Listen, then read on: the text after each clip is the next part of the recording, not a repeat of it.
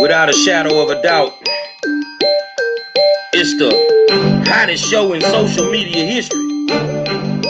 I want to welcome you to another episode of the War Zone. I got my co-host, Donovan Saadiq, in the building. The Nubian Queen, Demetri K. And one of the baddest quarterbacks I ever seen in my life. Straight out of Hard Clark, Texas. University of Texas. BCS national champion. My man Vince Young is in the building, man. I appreciate it. Appreciate it. In, man. I want to say top of the afternoon to all of y'all. I appreciate you guys tuning in to the War Zone. And today is a special day because we got football royalty in the building. You know, Friday Night Lights is not a joke. And if you ever played upon them, you know, in the eras that we come from, you probably played against the best that ever played a game. You know, over there in this little community over there in Houston, close to the Southwest, but not really all the way. It's a little community nestled in the middle of just, they by themselves. It's called Hard Clark. We call it Hard Clark, Texas. And in school over there, Madison High School, which is the arch nemesis of my Yates Lions, that's the Southside Classic, Yates and Madison, has put out some of the greatest football players to ever play the game, man. You know, in my era, them Giles brothers, Overshawn, Delaney, Reginald Moe, I mean, it was crazy. Darrell Bush, you know, I know the history of the school, man. Basketball-wise, who gonna ever forget 40-0 Sean Gay? You know, it don't happen. But after that, there was a slight pause.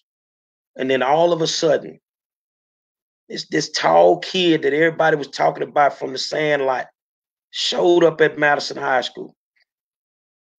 And the game ain't been the same since this boy showed up. Vincent Young showed up and showed out. One of the greatest games I've seen him play in high school. I think you played against Reggie McNeil. Am I correct, Vince? Yeah, you right on point. Man, that was a game there. That was Friday Night Lights. So I want to introduce our special guest tonight. Man, Vince Young, how you doing, brother? I'm blessed, man. You know, thanks for having me, being on the War Zone. Got the email from Bruce Allen, crazy ass. And I just want to say thank you guys for the invite. I don't do a lot of interviews, but when I do, it's all love and all respect. So I appreciate you guys for having me. Well, you know, back in my day, I've only seen two guys that this actually, it applied to. I told Demetri yesterday we were talking about you. And I say from the Sandlot, people just kind of knew. And the only two guys I ever saw that happen with, because we don't have a Rucker Park in Houston. Rucker is in New York. So in Houston, we kind of just have different sets of parks, man.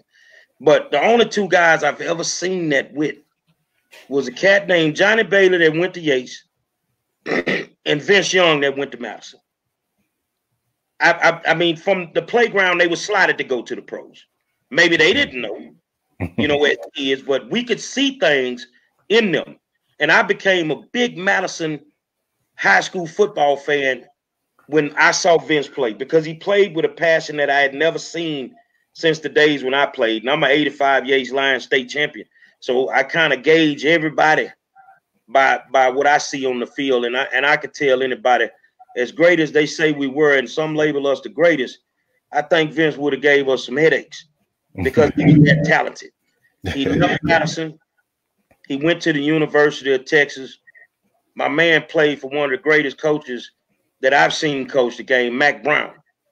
And while you were at the University of Texas, you guys did something that hadn't been done. I think it hadn't been done since Darryl Raw, if I was correct. Right. Win the BCS national championship against Donovan's USC Trojans. But you understand. Man.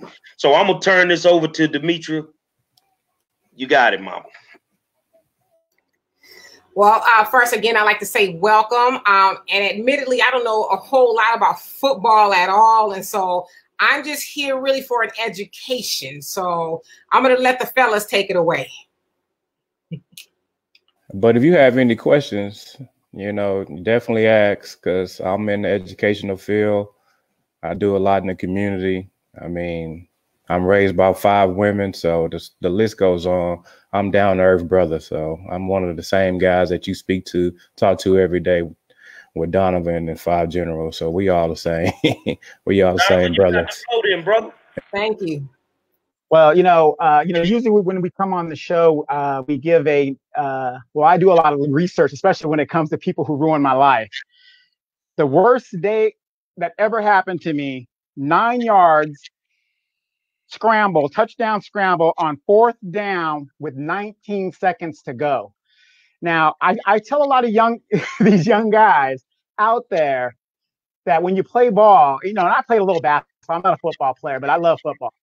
But there comes a time where you're playing a game and you're in the zone and you have that haze around you. Have you ever had that? Was that going through your head, during that game? Because I remember when they flashed on you on the sidelines and you were coming back into the game, you were talking to one of your teammates and stuff. And I mean, we thought it was over and you were not flashing, nothing. It was like, okay, I'm going back in. Let me go ahead and finish this. I mean, what were your thoughts in those last couple of seconds?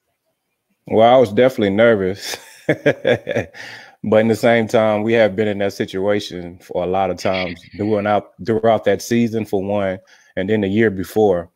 So, once we be in that type of position, our coach always say, don't try to be Superman. Just stay into the concept, stay into what you've been coached, and then bring in your talent with it. So we was having a really good game, and USC haven't stopped us the whole day, actually. So once I saw that blitz, the same blitz he ran a couple of times on me, I knew I had a lane. And a couple of my guys, Justin Baylock, there's our starting tackle for our right side, he made a key block with a blitz, and Selvin Young did another opposite great job of occupying the DN that dropped into zone, and it gave me a lane. And all I saw was green, and my instincts just kicked in, just take off, VY. And that was history right there. Wow.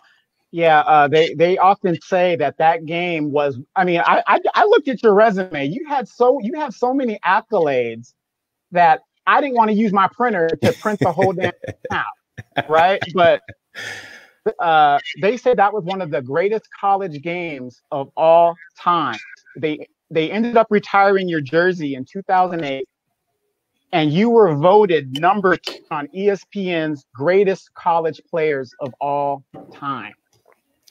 I mean, with all the people that have come through, to the NFL, man. Number 10, you're in the top 10. That's amazing. That's amazing. And then, you came second behind Reggie Bush in the Heisman. I try to tell young, absolutely. But from the time you were in the playground, and I mean, your stats go way back. I mean, it's just like the general said, they have everything on you from the time you were in the sandbox all the way to where you're at right now. But how disciplined and how hard is it that, especially, I mean, you're coming from Houston in that area, you still live in the area, which is, unheard of. How hard and disciplined is it to get to where you got? Because a lot of guys think, oh, I just got it. It's just going to happen for me. Yeah, I mean, it was tough because I'm from a family with, all women. And we was very poor, man. So we was living check from check.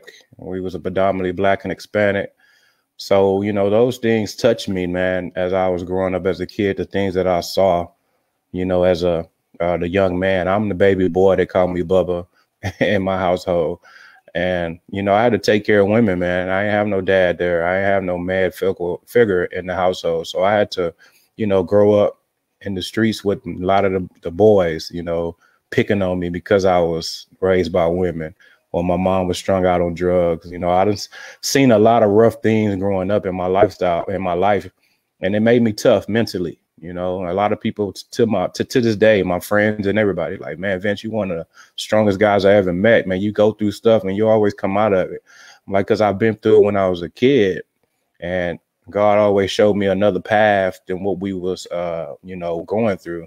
And I'm a family man. I always want the best for my family. So the same way the morals was for me and my family, it was the same way for my teammates.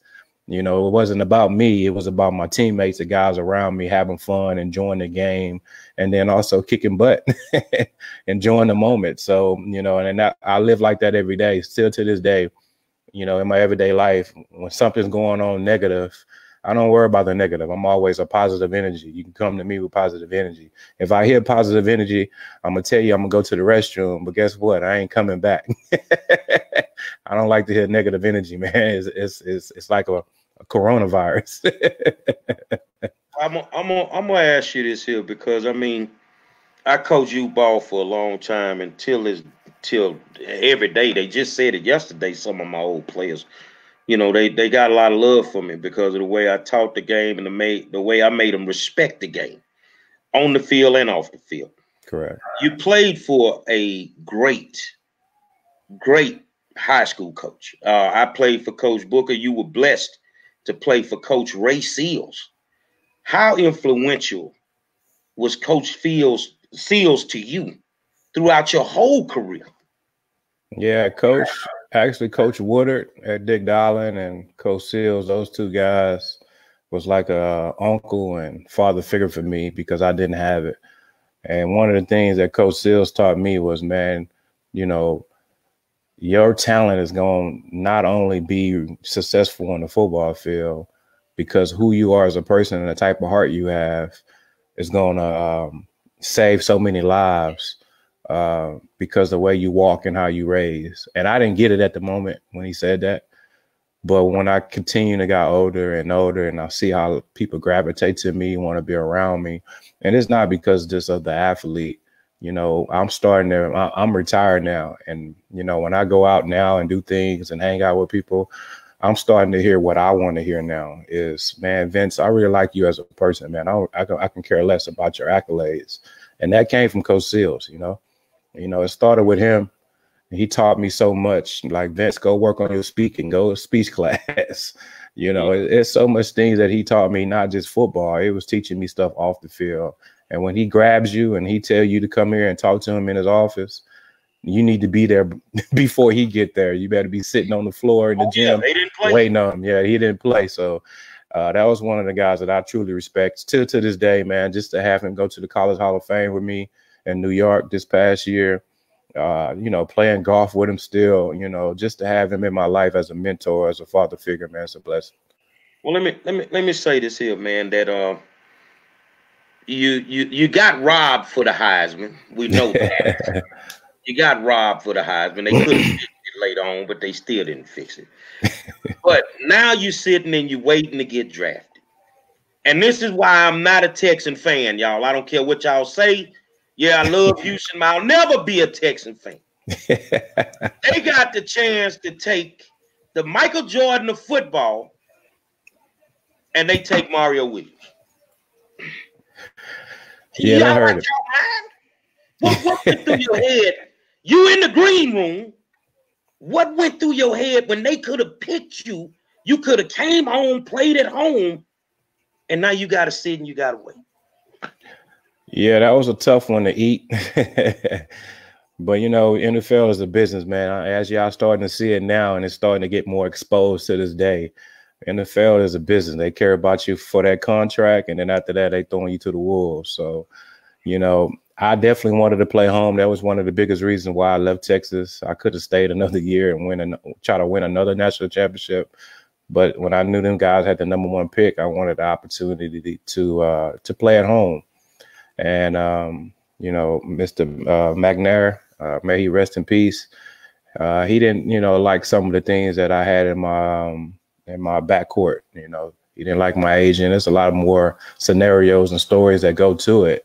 But he didn't like what, the people that I had around me at the time. So, that's how it happened. That's the situation that happened. But I definitely wanted to play at home, and that would have been a blessing for not only just me, but the entire Houstonians. We would have enjoyed kicking some butt every Sunday. Let me ask you this, because we interact with our fans. So I got a fan that asked a question.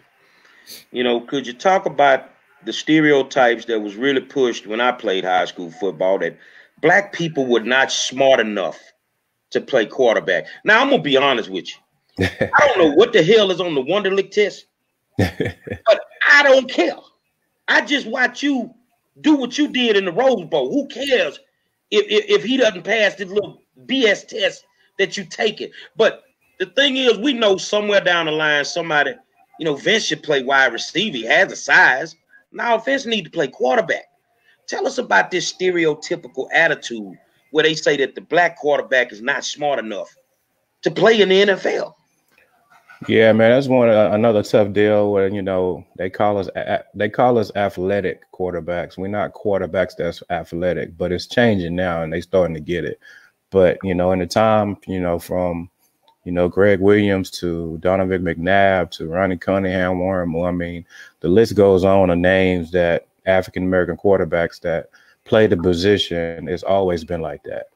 And then when it got to mines, this is when media was kind of starting off in my career when I was going into the draft. And, the Wonderlic text, I didn't take it serious. I just kind of wrote down anything for that. What's on it?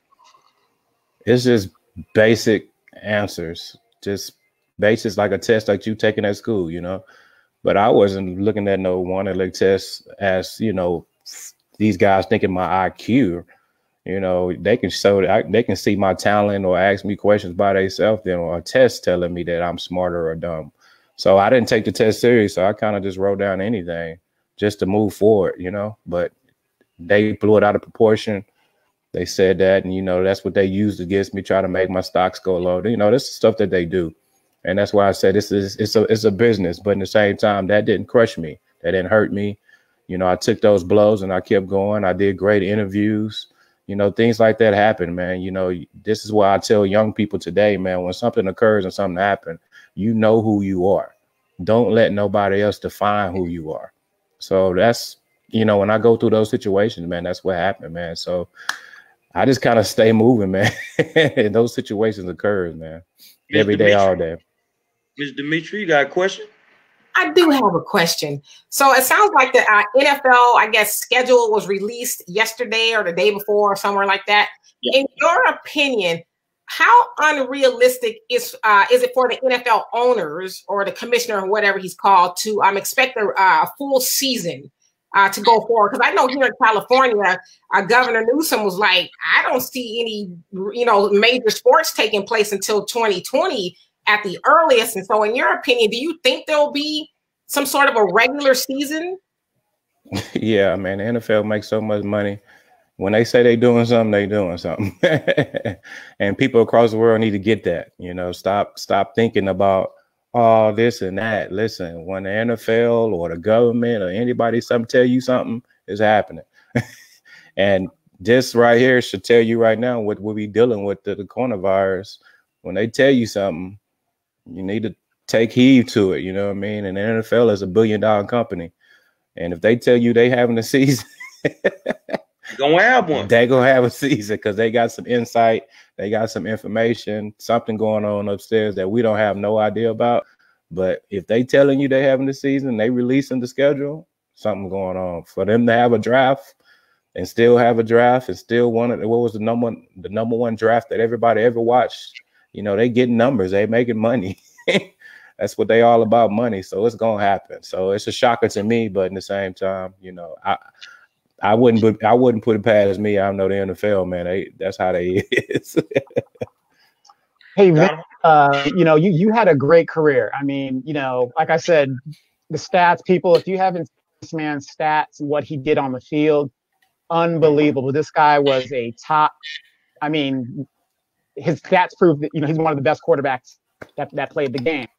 But when I was doing your bio, I think in 2000 you went back to school and got your degree. Now a lot of guys, they get into the pros and they make the money, they live the life, and some guys, not all, but some guys don't go back. But was it something that for you to go back to school, was that something to fulfill your desire or to give back to your mom and your grandma and everybody else, or was it to be an example in the community of Houston? Because if people read this man's bio, where he comes from, unheard of. Yeah, it was definitely for me because the doubts. You know, when somebody tell me you're not, that doesn't do nothing but fuse me and motivate me to do stuff. And when I was growing up, like he was saying about black quarterbacks, you know, a lot of people said I wasn't going to play NFL. You know, I wasn't going to be an NFL black quarterback. They said I was going to be a receiver, like he was saying. So that motivated me. I'm like, no, I'm going to show you what I'm going to do. It was the same thing, you know, with me graduating from the University of Texas. And, you know, one year, you know, I went back to school while I was playing with the Tennessee Titans, and ESPN goes on TV and does a whole story about me going back to school. And they said, no, he shouldn't be in school. He should be at practice working out with his team. And I'm like, that's the message that you telling our world, our kids, even though you this quarterback of an NFL team or whatever, that education is not important. And I was a little upset with that. So, you know, again, I pushed myself. I had 57 hours left and I went and took care of my responsibility. And I walked across that stage and I got the last laugh, and I'm always about the last laugh. So I wanted, like you said, I wanted the community to know and kids out there to know, no matter what you're doing in life, how much money you have, it's always important to have that on your resume that you graduated and took care of your responsibility. So that was my message against all odds. What I want to talk to you about now is I know how I feel about my old high school and my old coach, the legacy of the program. And we've been through pure hell in the last 10 years. And I never thought I'd wake up one day and see Yates High School 0-10. Never thought we would see that. And at that point, we needed to do something. Your old high school, which has a great history, a great history in athletics, especially football, they're struggling right now. They're actually struggling right now. I know a lot of kids, you know, they don't want to play for this particular coach, and I get it, you know, but that's the reality of it. Because sometimes, and you know this just as well as I do being a football player, sometimes the players are smarter than the coaches. I don't care what nobody tell me. Sometimes the players are smarter than the coaches. So what does it feel like to see your old high school struggle in the manner that is struggling? Because Dimitri and Donovan, you have to understand, Yates versus Madison, we could easily put 40,000 people in the dome. It's what it was back in the day. But now it's like, oh, well, they don't have the athletes. I believe if you find 11 football players that can flat out go, we can play some football. Right. You know, but some days, you know, we got to put the legacy of the program up to the highest degree. That's how I feel. You know, the University of Texas has standards when it comes to that football program, and they're not going to put up with certain things. So like Bear Bryant used to say, if you say it's not about wins, and you know how people say it's not whether you win or lose, it's how you play the game. Well, Bear Bryant said you a lie because it's about wins and losses. Mm-hmm. So how do you feel watching your beloved Madison Marlins? And I've been through it with Yates. I think we won one game last year. How do you feel watching your high school go through that, man? Well, I don't get to see them guys as much as I want. You know, I try to sneak in and get a couple of games in to support them. But when I listen and read stuff, you know, it's always tough to hear that. You know, as well as my university going through the same thing right now. Mm-hmm. I just really believe that, you know, we just got to get back to, you know, who we are. You know, it's not just about the sports part of it. You got to start caring about these young men and young ladies. And, you know, Coach Sills and coaches did back in the day at JY, man, you know, they cared about you. You'll get a knock at your door. Exactly. It's like, if you're not at home and your coach knock on the door and you're not at home when you're supposed to, you already know you're about to run extra at practice. Or something's about to, oh, you're not going to play. You know, that stuff is just not happening no more with our parents or even the coaches no more. Yes, our coaches is preaching to them at school and doing practice, but what are you doing, you know, after that? You know, a lot of people are upset because they're not making as much money But back in the day, the coaches wasn't making a lot of money neither. They just had the passion for the kids. And I just think a lot of that is not there no more. And that's just my opinion. And you got to put that back in there. A lot of people say the pride of Madison is gone. Let's try to bring it back. Well, the people you got over there that's doing it, they don't have the pride to do it. You have to look for the people that really care about these kids and put their, blood, sweat, and tears in it just as much as the kids are. So that's just why I believe it. That's just how I'm raised, and that's the morals that I'm my upbringing. Well, I'm glad that you said that, because to be coached by Coach Seals or Booker or Coverson at Worthing, I mean, those guys were far more than just coaches, man. But when you're 15 to 16 years old, you don't realize it. Right. You just look at them like they're coaches. But then when you go on off into life 15, 20 years later, then you understand why they were so tough on you about getting to practice on time. Right. Now, they wasn't really tripping about practice. They were trying to make you understand no matter what you did, you needed to be on time to do it. Yeah. They had their way of motivating you. And I'm glad that you say that, because even at Texas or A&M is struggling. Yates and Madison is struggling. And a lot of time that has something to do with the pedigree of the people that are running these programs in these schools. Right. If you're not a Madison Marlin, you're not going to feel what Vince Young's feel. Right. You see what I'm saying? If you're not a Yates Lion, you're not going to feel what it's like to stand in those stands and you're 0-10. Oh, it's just football, but you don't say that when it's basketball season. You see what I'm saying? So, Donovan, you can go. Like I said, I'm glad you came on the show and stuff. But what have you been doing lately? Because I know you're in the community and stuff. Could you just tell us a little bit about where you're at today? I know we're on lockdown, but in the community. Yeah, I'm doing a lot of stuff in the community, helping out. With the mayor and Janice Weaver and everybody. I just moved back to Houston, so I'm happy to be back home. I've been in Austin and Tennessee for a while, so I'm happy to be back home, trying to catch up with everything that's going on. So I'm, helping out with the community. That's my one thing. I'm always going to do that, make sure our young generation and, have all the tools and knowledge and information they may need. And then also I'm in the real estate business. I got my own real estate company. I'm also in the transportation infrastructure business. So trying to make our community better with these roads and highways and floods and all that type of stuff. So I'm just kind of focused on that, man, and staying out the way, got family, kids, just kind of be away from all the knuckleheads and all the stuff that's going on. That's very sad that you see every day on the news, on TV, man. So I'm just trying to be a part of that with the mayor, whoever else, the commish, just trying to do my part low key. Not trying to be in the news and media no more. I just want to just pop up on you and say hello. What can I do to help? Demetri? I want to pick up on something you said earlier. You said you didn't have a father in your life, but you had an uncle and other male role models. Can you speak to women about if the dad is not there, how important it is to have a good, strong male role model in the kid's life, especially boys? Can you speak to the importance of that? Yeah, it's very important, man. I have a lot of lady friends, man, that, I hear their pain. I hear, most guys, they ask, they trying to have sex with them or trying to do something negative. I come in there with a couple of close friends. Like we are very hands-on. Like if your son come to my football camp, you dropping him off, we got him.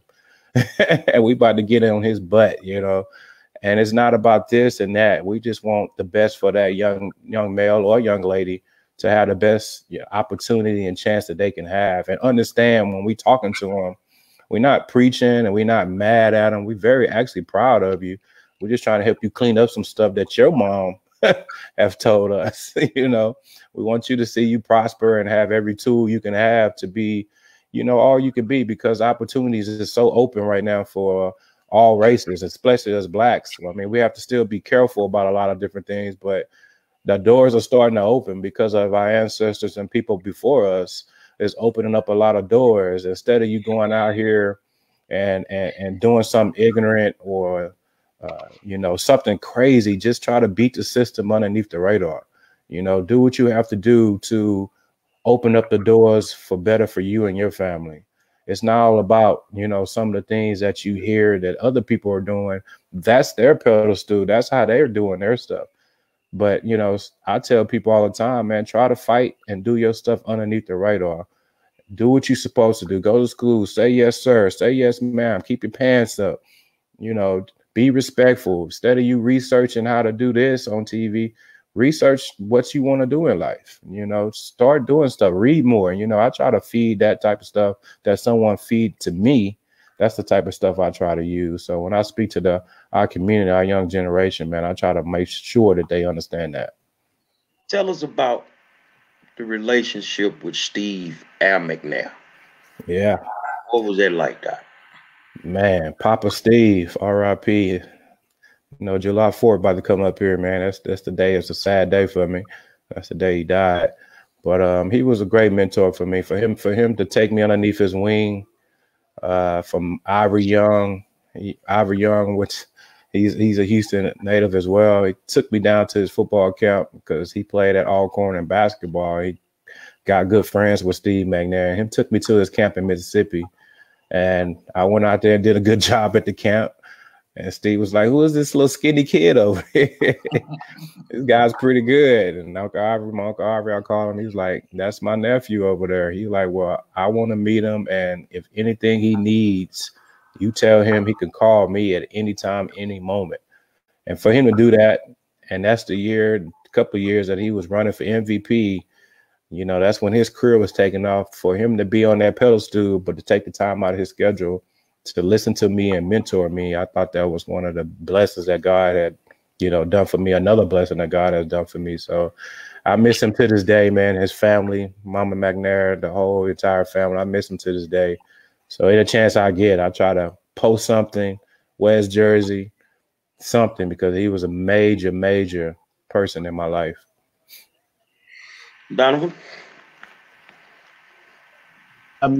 Is there any kind of advice you would give a young person, you know, trying to make it to the NFL or just trying to get to a good college? You know, just something, you know, is there like that magical advice you would give them to get them there, you know, or to keep them focused? Well, the main thing is, you know, keep God first, because you're going to go through it. So, you know, find you some people that you know that's going to be there and have your back 100%. And if y'all do go through something, make sure y'all have a conversation and go, you know, correct it. But, you know, I'll tell you, a lot of young guys to understand they're going to have adversity. They're going to have people give them constructive criticism. You know, when you get that constructive criticism, don't take it as that person don't like you. And I hear that so much when I speak to kids, like, why he always on me? Why is he doing this? Because he see potential in you. If somebody comes to you and don't say anything to you, now it's a problem. You want people to be on your butt every day, all day, and take each and last one of those bumps and bruises. So when the blessing do come, you know, I tell this to some of my homegirls and young ladies as well, because the blessing is going to happen. The question is, are you going to be ready for it? Or you still going to be moping? Or you still going to be crying because people was on your butt? Or are you going to be like, man, they told me this was going to happen. Now I have all these tools to make a great decision on what's about to happen for me and my family and my life. So I tell people to understand constructive criticism is not as much as bad as what you think it is. You know, use that and roll with it. Well, I'm going to end it with this, and it's not a question. It's something I want you to think about. 2 years ago, a classroom full of kids challenged me because I mentor kids at Yates. They told me, you can't talk to us because you didn't finish college. So at 50 years old, I went back to school. And to let y'all know, today I got my final grade for the semester. I have made the dean's list, youngsters.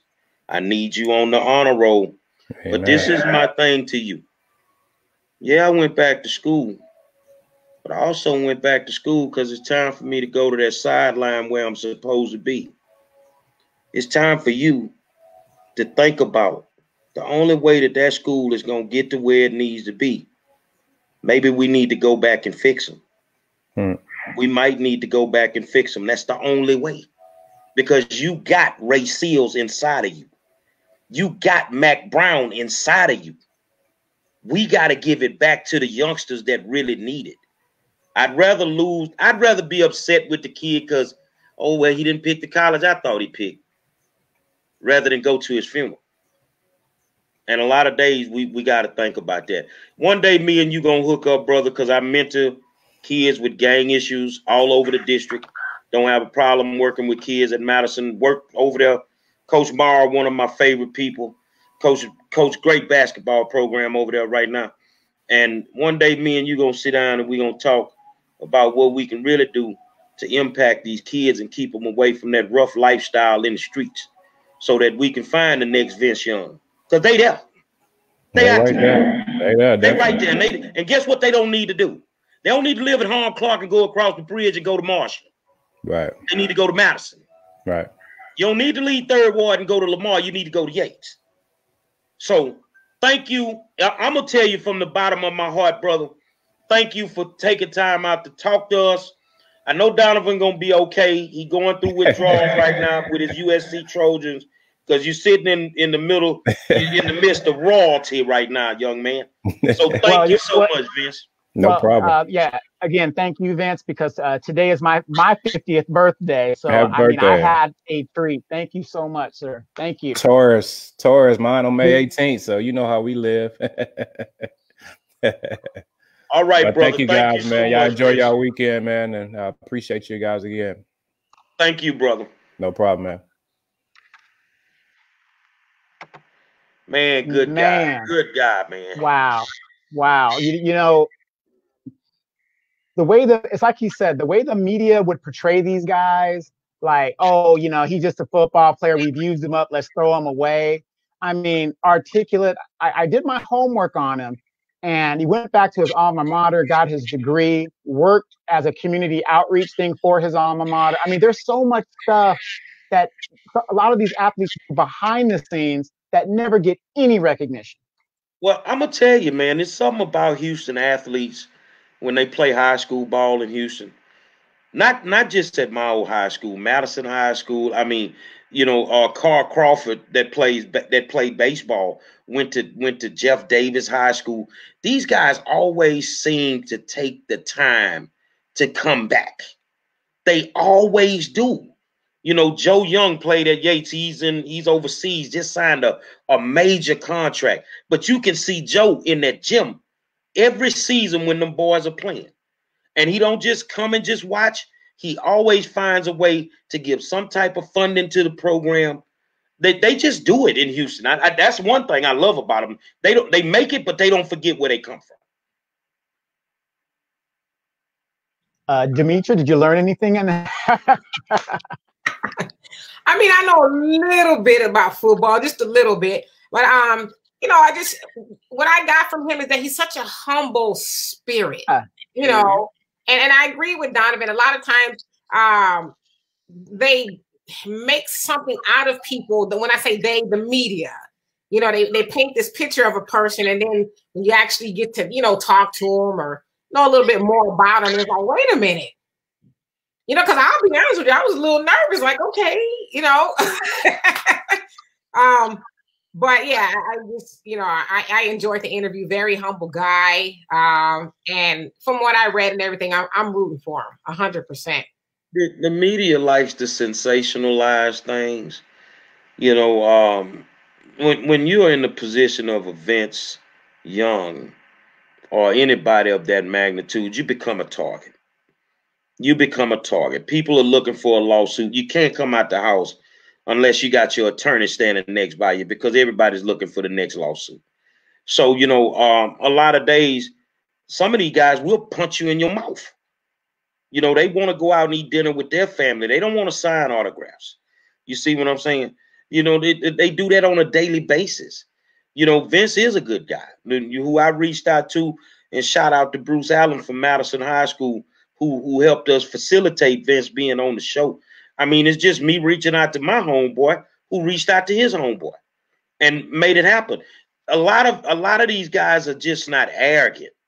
You know, they regular people.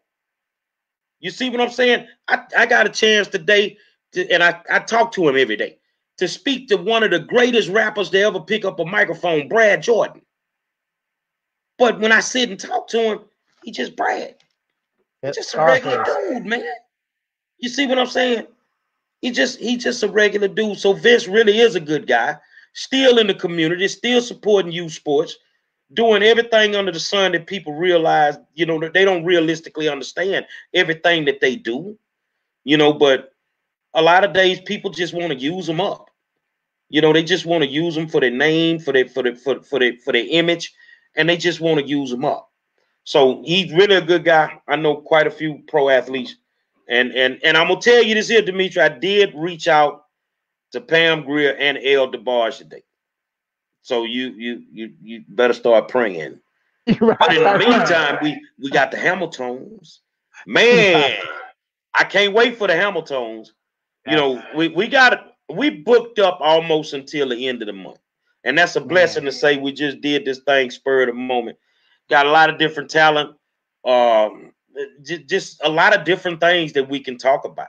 But what I want to talk about right now, I was thinking about something. I don't know why. That's just me. Man, what's wrong with these pastors, man? And these old shaded churches, man. Hold on, Donovan, because you laughing, but no. Why is it that Big Mama can go to the church for 50 years, and when she died, the pastor won't charge the family to run a body through the church to do the service? Man, talk to me about that, man, because I got some issues with some of these pastors, man, with the way they ain't running no churches. Some of them running whole houses. Some of them running whole houses. Give me some insight, Dimitri. Wow, I never heard it put that like they want to run somebody's body through the church. That's a new one on me, but come on, it's about money. It's about everything cost. I mean, I've never heard of. I mean, personally, I've never heard of a pastor do officiating. I guess that's what you call, or eulogizing, rather, eulogizing someone's funeral for free. They want their money too, you know. And I agree. I agree with you. If grandmama, you know, been going to the church, you know, for 50 years, why does the family have to pay? I mean, I'm sure she put enough money in the church, you know, to build 2 and 3 churches. So why does she have to pay? You know. But it's a money game, you know. I got to be paid for my services. Okay, well, you say you've never heard of a pastor charging. Okay, now I know you heard of this.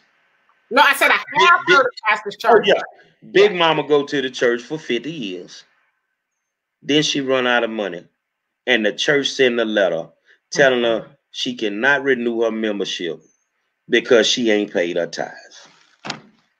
You know, I have read stories about that, or Big Mama, whoever hadn't paid her tithes or whatever the case is, and she can't come back to the church. Now, I know a lot of people are thinking like, nah, that's not real. I've actually read about situations like that. I think we should all just admit that the church puts money over souls. Not all of them, but a lot of them do. I mean, and I think it's also fair to say that churches can't operate without money. But when it gets to the point of, well, you can't come in here, or you can't sit on the first pew until you pay your tithes and your offers, I think that's a bit ridiculous, you know. Now Donovan and Dimitri, you know I'm a sinner in training.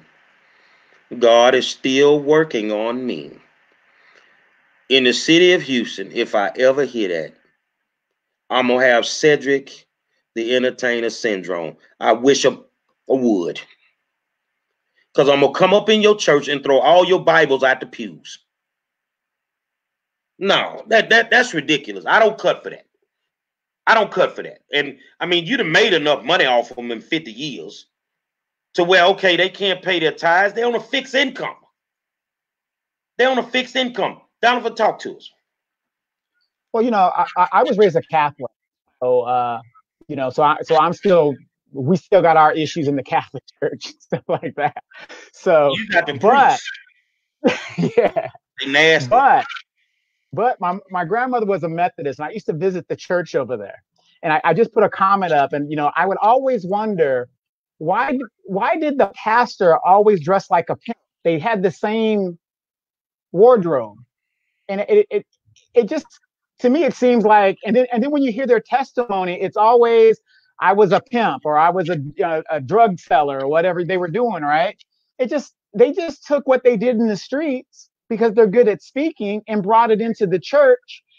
I know of pastors right now set up in one of the poorest communities of our city. This guy drives classic cars, goes on TV shows. He's been trying to do a parking lot for 30 years. And the people just, it just blows your mind, at how they live and the extravagant things. And, the member doesn't have enough money to keep the lights on. I'm the building fund. That, like right now with the coronavirus and us dealing with this pandemic, why these pastors not on the front lines? Why they not on the front line? Y'all, I want y'all to think about that. Because some of y'all grandmas and mamas, go give these Negroes and these white folk, Joel Osteen, where you at? You ain't on the front line. Go give these people they last dollar. And right now, you got, and they can say what they want in Houston, but the one person that's been on the front line look like every single day is Congresswoman Sheila Jackson Lee. Front line every single day.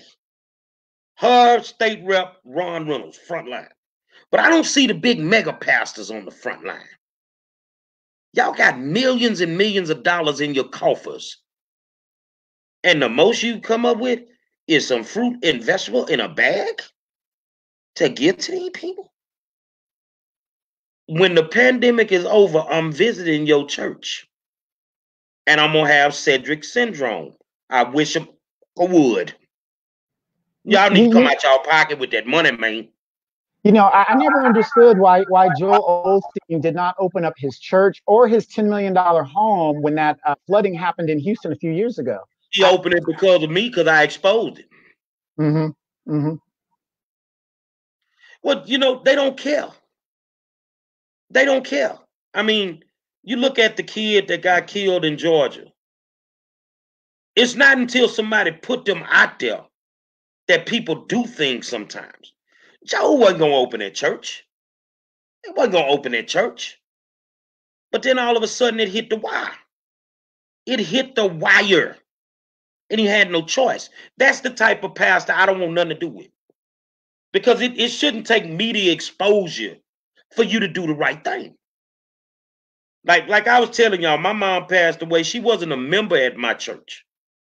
My pastor saying, you ain't paying nothing here. You're an extension of her. Pastor Leroy Woodard Jr. Good dude. But some of y'all preachers out there, y'all straight up out the gambling shack and the whole house. You a couple of days removed from the gambling shack and the whole house, and we can tell. We can tell by the way that you treat your parishioners. Well, I always have a question real quick, Dimitri, maybe you can answer it.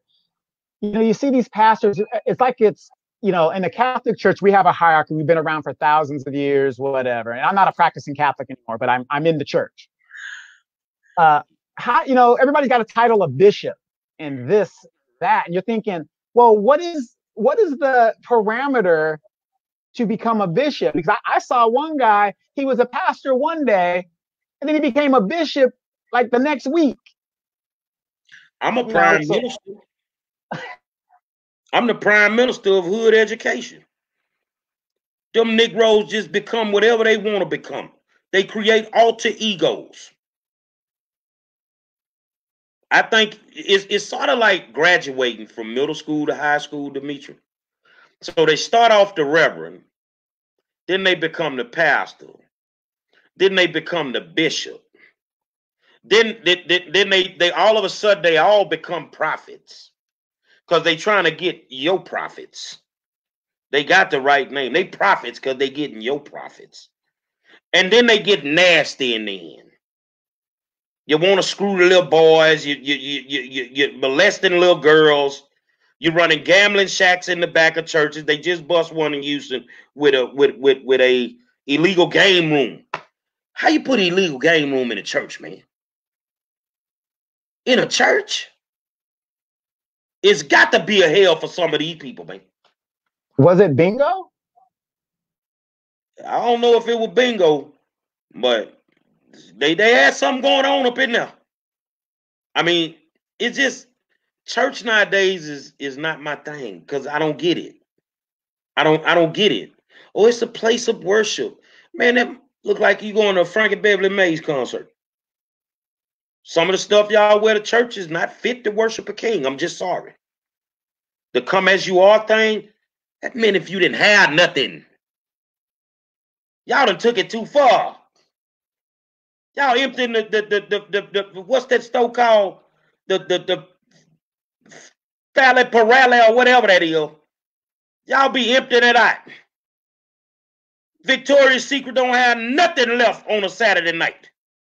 Because y'all gonna put the outfit together for the Sunday morning. Y'all gonna put it together on a Sunday morning. Demetria, talk to us. I'm over here. I'm praying for me right now. I was praying for you too. I'm always gonna go back to the people. Like it's the church is the people. Like the church couldn't be there without the people. The pastors couldn't be driving the Lamborghinis, the Mercedes and the Rolls Royces and having all the gators on. And I remember one time I was at church and it was our church's anniversary or something like that.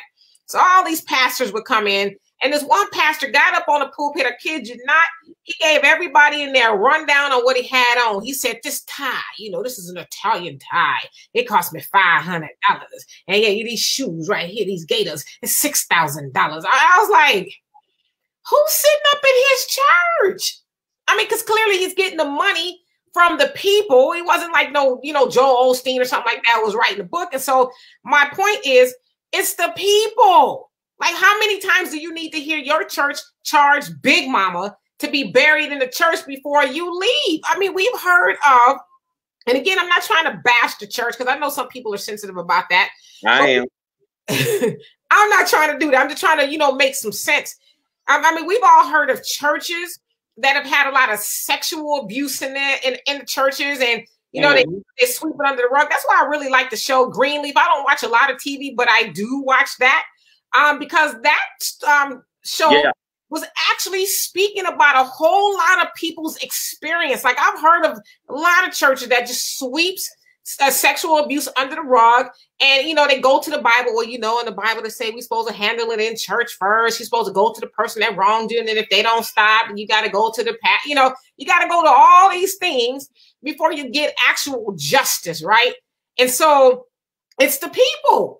The people in the church keep allowing these things to go on. In the Bible, like I said, I haven't been to church, but it says, study to show thyself approved, rightfully dividing the word of truth. So that means don't just take your pastor's word for it. Go to the Bible, which a lot of people claim they read, and go in there and do the work. Read it for yourself to see if it's true what your pastor is telling you. But a lot of people, and Gary, you made the point the other day, you said a lot of people read half the Bible and only live one half or something like that. And I would venture to say it's less than that.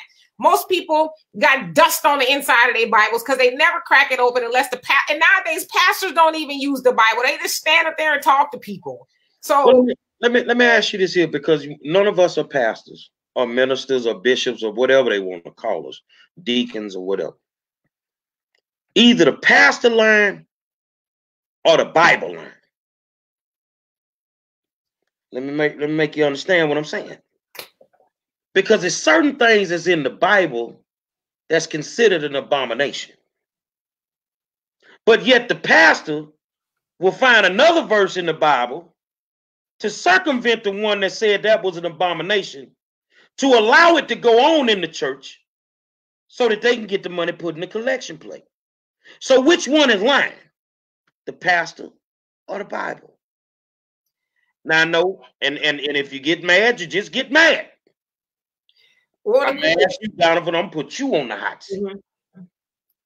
Is homosexuality considered an abomination in the Bible? Absolutely. It's there. I don't quote me, but he said that is one of the most detestable things against God. So yes, absolutely. So here's my next question. And I would love to have a forum with some LGBTQ community members, because I need to understand this. Because when I don't know, I ask questions. So if it's an abomination and you a Christian and you believe in God in the Bible, you think it's cool what you're doing? You think you can get around that? Oh, absolutely. God, get that one on Judgment Day, huh? Right, absolutely. A lot of people are going to tell you you're supposed to love the person but hate the sin. That's it. So they're okay. I'm looking like I'm taking the Wonderlic test right now. What the hell are you talking about?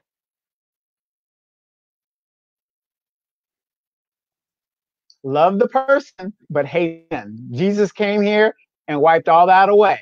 You love the person and hate the sin. That's what they tell me.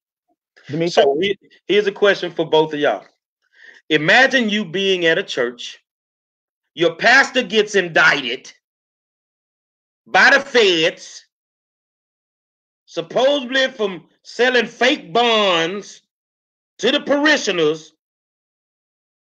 What would be your mind frame? And then 7-8 months later, a year later, he take a deal on it and admit that he did it. How much of a sucker do you think you would be at that point? I would say this.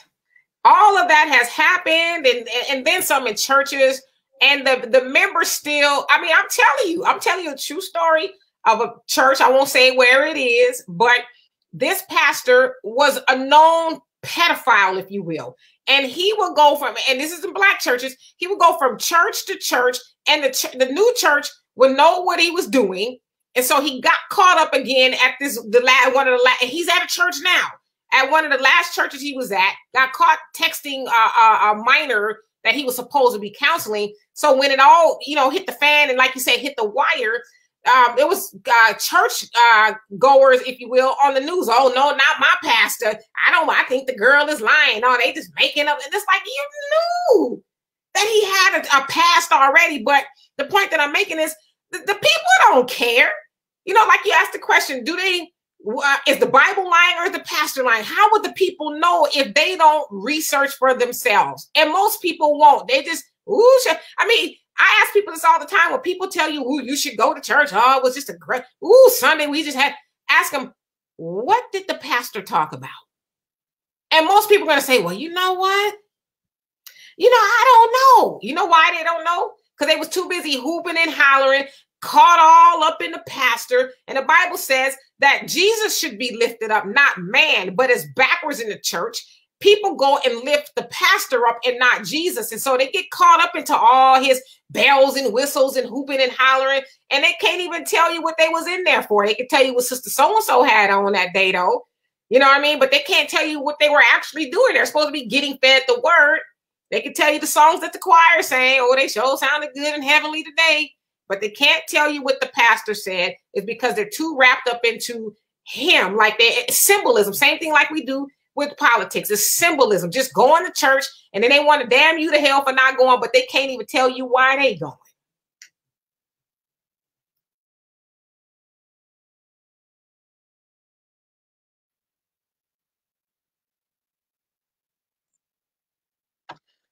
I'm gonna be honest with y'all. I committed a sin. I sinned when I was younger. I used to have cheese in my pocket on the first Sunday when I got the crackers and the juice. And I was fast and slim and small. So I had to have 2 crackers. So I would sit way in the back and get that first cracker and juice, then slide out the pew, get up to the front so I could get that second one. I just wanted to tell the truth. I don't want to die with that on my heart. I don't want to do that. I might go to hell. I did eat up all the crackers and the juice when I was younger. I did. But I'm just going to comment on this comment by what's her name? Erin Toberman. She says churches need to be taxable corporations. And you know, and I replied to her. I said, Erin Toberman, the reason they are not taxed is due to LBJ giving them the tax exemption or the break to stay out of politics, which is another reason why we are walking in the wilderness politically blind, because we aren't meeting to, you know, talk about who we should vote for and vetting. And now Trump has brought the politics back into the church, or they're trying to do that, and the pastors are getting paid. So, but she's right. She says, since that didn't work out so well, they should be taxable corporations. Absolutely, I'm in total agreement. Demetra? No, I agree with that as well. And Al was saying about a pastor by the name of Bishop Carlton Pearson. I don't know if you guys ever heard of him, but he had this big, giant mega church. I mean, it was huge. They were raking money in hand over fist. And then one day he had an epiphany. He was like, you know, I'm sitting up here telling everybody they're going to hell. We don't even know if hell exists. And so he started preaching that message, and people started getting turned off, and they started leaving the church. You know, the people that were above him was like, wait a minute, what are you doing? And he was like, I just can't continue, you know, to preach, just lie to people. And I agree with that. Now, this is just me and the way I believe, especially for Black people. I don't believe that a hell exists for us. With all the hell that we've been through on this planet, I just can't imagine going through anything more, right? And so I think, you know, once people finally wake up, and again, the church is not all bad. I mean, it serves for good purposes and stuff. You know, it helps people with certain things and all of that. So I don't want, like I said, get into bashing the church, but I think people really should open their eyes a little bit and actually ask themselves, you know, what am I learning? Like the book that I tell you guys about, oh gosh, I don't have it here, but Outwitting the Devil. It says a couple of the things that instill fear into children. One of them is parents. The other one is school. And the other one is church. Because when you go to church, they tell you, oh, have faith. You got to have faith. You got to believe. But then on the other hand, they telling you, well, if you don't do this, you're going to hell. And if you do that, you're going to hell. And so faith and fear can exist in the same space at the same time. So on one hand, you're telling me to have faith, but on the other hand, you're pumping fear into me. And so as children, we've all gone to Sunday school. We've all heard that fire and brimstone, you're going to hell. If you don't put your Sunday school, you know, money in the basket, you're going to hell. And then we try to tell them, well, just believe in yourself, Johnny. Everything's going to be okay. But it's like, how do they do that? So that's one of the reasons why I stopped going to church, because I didn't want to get a whole lot of fear continuously pumped into me. And I would say, just me personally, I've been better off since I've started going probably almost 10 years now. I had a pastor tell me one time, you going straight to hell. I say, I don't mind going, but I'm going with all my goddamn money because you ain't getting it. That's just the way that I am. I think that they should be taxed to the highest degree. They're not using the church was always a part of the community. If something was going on in the community, you know, 30, 40 years ago, that church was the focal point of it. It's a few people that your mom knew in the community when you were young. She knew the principal of the school. She knew who the pastor of the local church was. You see what I'm saying? But nowadays, oh, these Negroes so fly, they got armor bearers, and stop that. That's security. Security. You don't want your people around you. One church I went to, I told them I'm not coming in no more. Why? Man, if you want to talk to your pastor, you got to make an appointment. I mean, come on, dude. You right here. You couldn't even touch the man. You couldn't shake his hand. Y'all are not God, man. What are y'all as convicts? You see? Listen, I remember when the pastor would come to your house if you had an issue. You could get him on the main line. As they say, you get Jesus on the main line. You could get Jesus on the main line faster than you can some of these pastors. But I remember when the pastor would come to your house and talk to the family, and you could, you know, knock on the pastor's door. But like you said, the armor bearer got an armor bearer, and then you got to get with the armor bearer secretary to see what it is you need. And then you might not even get to talk to the pastor. You might get to talk to Deacon so-and-so's assistant to see if they, I mean, it's just like a mess now. So. No, I got more security than Obama had, man. I mean, they just putting too much on it. If you want to be a freak, if you want to enhance your sex life, go to church. Ain't no telling what you're going to learn. Yeah, you ain't got to go to the naked club. Go to church. And you might come up on something. I'm telling you the truth. I'm telling you the truth. Donovan, final words. Final word. Let me grab this one last question. A serious question for the Christian. And this is from Timothy Molot. How do we know what percentage of the Bible is God written and what percentage is based on man's word as a means of control? It was the perfect tool used during slavery. Demetra? Well, the fact of the matter is we don't know. We know that the Bible, I mean, how many versions of the Bible exist? There's quite a few versions of the Bible that exist. It's been tampered with. Books have been removed and a whole host of things. And so you're right. You know, especially on the plantation, slaves were only taught the part of the Bible that kept them in control, that kept them subjected and kept them from rising up. We all know the story of Nat Turner. You know, he was fortunate enough, if you will, to be taught how to read. And when he learned the truth in the Bible, that's when he started the revolt, because he found out that he was being lied to. And so, is the Bible 100% pure? I would venture to say no. And how do we know? Has anybody ever had a conversation with Matthew, Mark, Luke, John, you know, Jesus, anybody to say, well, you know, what part of this is real? Nobody really knows. I mean, honestly. Well, I'm going to end it with this here.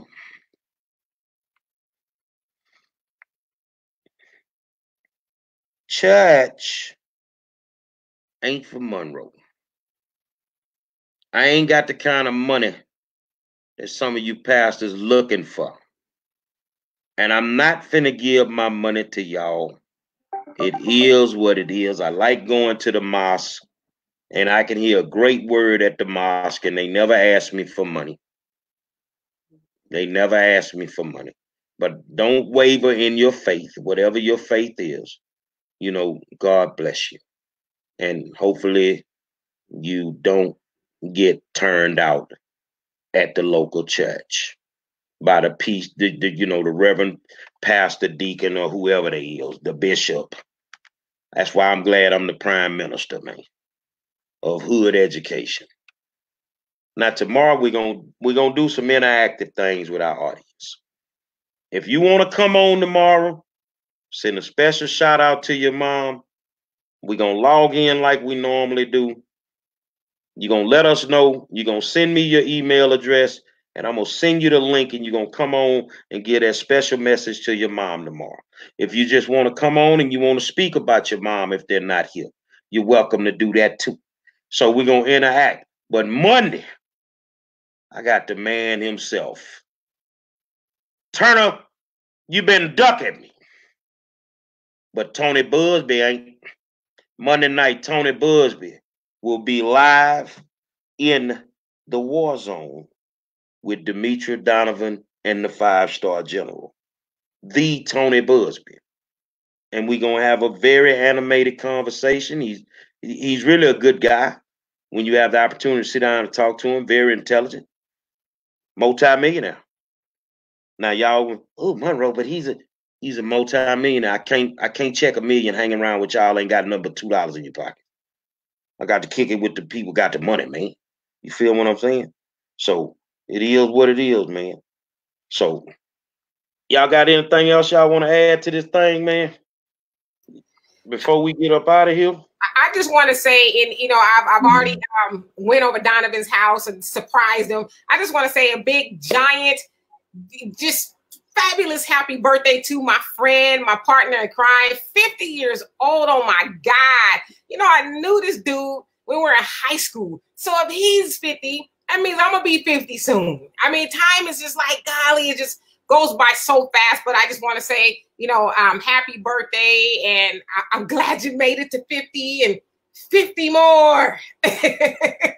Now, all we got to do is put our collective prayers together and pray these youngsters can make it to 25. Yes. Thank you. They have a hard time, but happy birthday, my friend. Thank you. Thank you. So y'all know what it is. Tomorrow night, we're going interactive on Mother's Day with all our fans. And Monday, the man is coming, man. Tony Busby, man. Y'all don't know. We got a lineup that's retarded. I'm working on Pam Grill for my friend. For my friend. And I even sent the message to Big Worm from Friday. And we're going to see if we can get him in there. Say, my good friend Donovan Saadiq. Oh, man. Dimitri K, what can we say? And I am the 5-star general. And we'll see you tomorrow night.